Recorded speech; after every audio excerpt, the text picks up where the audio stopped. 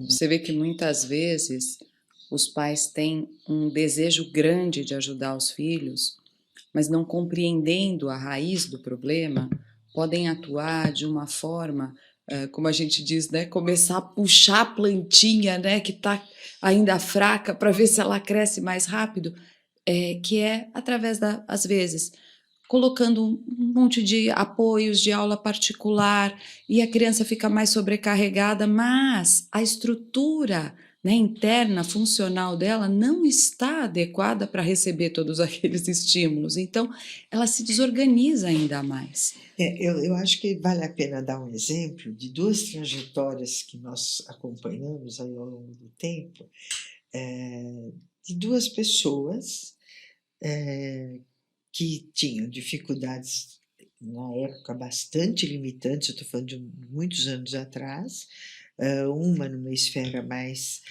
vamos dizer, cognitiva e atencional, e o outro, que era um rapazinho, um menininho, com um TEA com impedimentos muito importantes, tanto do ponto de vista social e de interação e comunicação, como do ponto de vista, àquela época, cognitivo. Muito bem, os dois começaram o trabalho mais ou menos na mesma época, em condições diferentes, em grupos diferentes, aqui dentro da clínica, abordagens diferentes, mas uma família era mais abastada, vamos dizer, financeiramente, a outra mais limitada desse ponto de vista.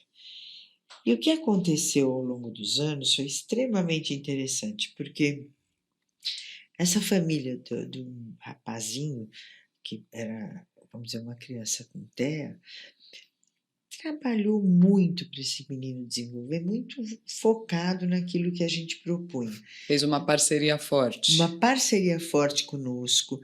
Eles tinham dificuldades financeiras, mas ele levava esse menino a vários eventos sociais, o ajudava a aprender a andar de metrô, enfim, todo aquele trabalho que nós realizamos, né, domínio de bens culturais e urbanos, né, da comunidade onde a criança mora, da cidade, ele seguiu à risca, né? E ia aos eventos públicos, shows, virada cultural, então ele estava presente com esse filho em várias atividades sob orientação e tudo foi se desenvolvendo.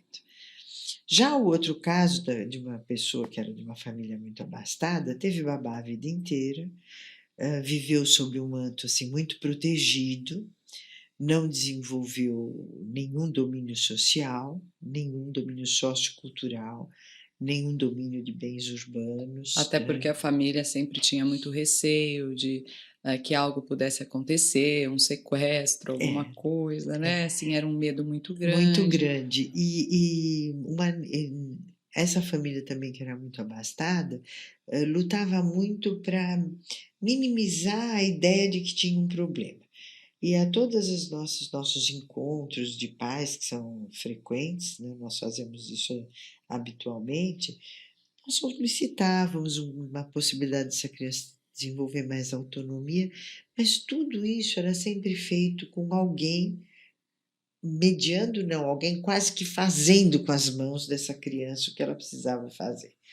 Bom, qual é a conclusão de uma parte desse percurso longo desses dois jovens?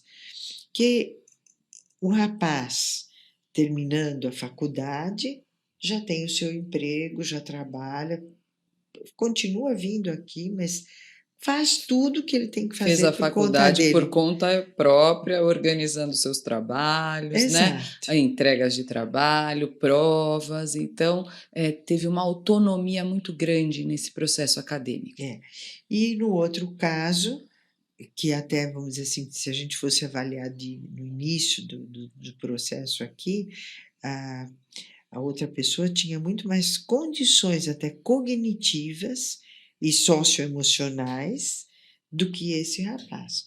Só que ao final da evolução que a gente acompanhou dos dois, né, nesse sentido que eu estou falando, essa pessoa a pessoa de família abastada teve muita dificuldade de fazer a faculdade, fez praticamente com apoio integral de uma pessoa, integral, e não conseguiu ter autonomia para um emprego. Então, veja que a gestão da autonomia depende muito da postura que a família estabelece em coisas mínimas. A criança deve pegar seu copo d'água, a criança deve aprender a fazer alguma coisa simples no micro-ondas e depois ir fazendo todas as atividades da casa.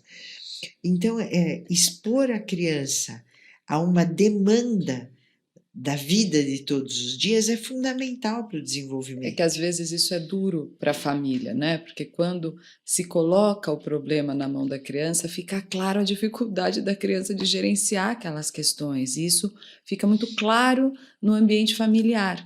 Então, às vezes, eu acho não é assim, só na tentativa daquilo não se tornar tão evidente, começa a se oferecer tanto apoio, que a criança acaba não desenvolvendo aquilo que ela poderia desenvolver. E eu acho que assim, e todo esse trabalho com as famílias, ele é interessante porque sempre há oportunidade dos pais poderem se colocar e trabalhar emocionalmente essas questões. Eu me lembro há muito tempo atrás de uma menina que eu, trabalhando com a mãe, eu dizia assim, mas por que ela não pode passar para o copo, né? Já não precisa mais tomar mamadeira pela idade, pelas condições de desenvolvimento.